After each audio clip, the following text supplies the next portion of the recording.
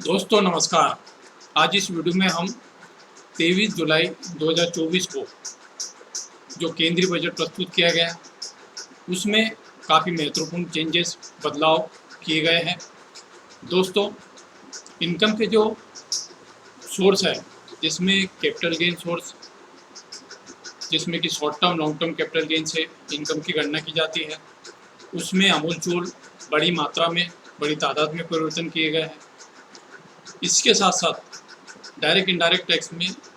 अनेक प्रकार के चेंजेस किए गए हैं। दोस्तों, अब आयकर रिटर्न भरते समय बड़ी सावधानी रखनी है और जो इस बजट में चेंजेस किए गए हैं उन चेंजेस से करदाता पर टैक्स की लायबिलिटी पहले से बढ़कर अब अधिक होगी। जब भी आयकर रिटर्न भरा जाएगा तो उसमें इनकम के सभी सोर्स की जानकारी देना होगी। जनरली देखने में ये आता है कि इनकम का जो मेन सोर्स होता है उसी की जानकारी आयकर रिटर्न में मुख्यतः दी जाती है और इनकम के या पार्ट टाइम के जो इनकम के सोर्स हैं वो रह जाते हैं। दोस्तों, अगर बैंक में खाता है, बैंक खाते से अगर इंटरेस्ट से इनकम हो रही है तो बताना आयकर रिटर्न में ज़रूरी है। साथ में अगर बैंक में एफडी, टर्म डिपॉजिट है, पोस्ट ऑफिस में टर्म डिपॉजिट है, आरडी अकाउंट है, उसमें प्राप्त होने वाला ब्याज आयकर रिटर्न में बताना अति आवश्यक है। इसके साथ ही साथ पीपीएफ से प्राप्त ब्याज, एनएससी से प्राप्त किया हुआ ब्याज, ये भी आयकर रिटर्न में बताना ज़रूरी होता है। और जब आप म्यूचुअल फंड परचेज सेल करते हैं, म्यूचुअल फंड सेल करने से आपको जो भी प्रॉफिट होता है उसकी आज जानकारी आयकर रिटर्न में देनी होती है। शेयर मार्केट में इन्वेस्टमेंट करने पर शॉर्ट टर्म लॉन्ग टर्म जिस नेचर की भी इनकम होती है उसकी जानकारी 26 AS, AIS, TIS में देखकर उसके अनुरूप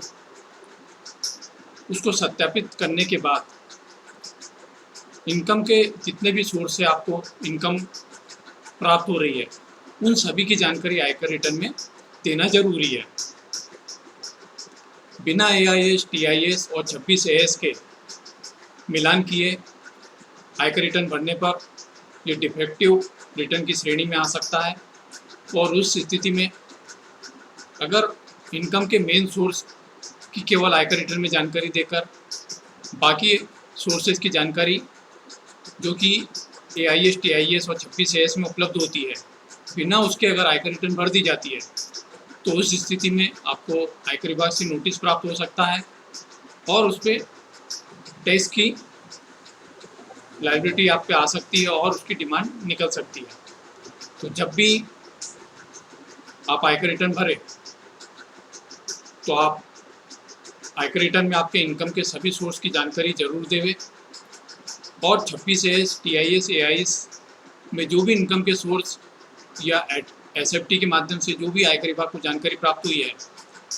उन सभी का मिलान करते हुए इनकम के जितने भी सोर्सेस हैं सभी के टोटल जानकारी आयकर रिटर्न में जरूर दें। दोस्तों, इस बजट में छोटे छोटे काफ़ी सारे चेंजेस किए गए हैं, इसके काफ़ी बड़े प्रभाव पड़ने हैं और इसके लिए चाहे वो प्रॉपर्टी बेचने से इनकम हो, चाहे शेयर सेलिंग से short term long term income हो, इस बजट में काफ़ी सारे चेंजेस इस बजट में किए गए हैं। तो उन चेंजेस के माध्यम से टैक्स की लायबिलिटी बड़ी मात्रा में करदाता पर आएगी। इसलिए जब भी आप आयकर रिटर्न भरें तो उसमें आपके इनकम के सभी सोर्स की जानकारी अवश्य दें और AIS, TIS, 26 AS में जो जानकारी SFT के माध्यम से आयकर विभाग को आपके द्वारा जो वित्तीय ट्रांजेक्शन किए गए हैं उन सभी ट्रांजेक्शन से आपको जो भी इनकम हुई हो, जितनी भी मात्रा में हुई हो, तो अपने इनकम के मुख्य सोर्स स्रोत के साथ साथ इनकम के अन्य स्रोतों की जानकारी भी आयकर रिटर्न में अवश्य दें। कई बार सेविंग खाते या खातों से ब्याज प्राप्त होता है जिसकी जानकारी आयकर रिटर्न में नहीं दी जाती, या बैंक एफडीआर या पोस्ट ऑफिस से इनकम के रूप में इंटरेस्ट मिलता है उसकी जानकारी नहीं दी जाती, या एनएससी पीपीएफ से इंटरेस्ट की जानकारी नहीं दी जाती, या शेयर मार्केट में इन्वेस्टमेंट करने पर जो short term long term capital gain के रूप में प्रॉफिट होता है उसकी जानकारी देने से रह जाती है। तो जब भी आप आयकर रिटर्न भरें तो ये देखें कि आपने वित्तीय ट्रांजैक्शन किस प्रकार के किए हैं, किन किन क्षेत्रों में किए हैं, और उन सभी क्षेत्रों से आपको क्या इनकम हुई है। उन सभी से प्राप्त इनकम आपके आयकर रिटर्न में ज़रूर बताएं। इनकम के जो 5 सोर्स, जिसमें income from salary, income from house property, income from business and profession, income from capital gain, income from other sources. जनरलतः इनकम फ्रॉम अदर सोर्सेज की जानकारी आयकर रिटर्न में देने से रह जाती है, तो आप इनकम फ्रॉम अदर सोर्सेज की जानकारी भी आयकर रिटर्न भरते समय जरूर दें, और भविष्य में प्राप्त होने वाले आयकर नोटिस और लगने वाली अधिकतम ब्याज पेनल्टी से बचें। दोस्तों, आप हमारे इस यूट्यूब चैनल पर पहली बार है तो हमारे इस यूट्यूब चैनल को नीचे जो बेल आइकन घंटी का निशान दिया गया है उसको दबाकर इसको सब्सक्राइब करें, और इस वीडियो को लाइक करें, साथ ही साथ इसको भी अधिक से अधिक शेयर करें, जिससे कि अन्य लोगों को भी जानकारी हो कि जब भी वो आयकर रिटर्न भरे तो उनको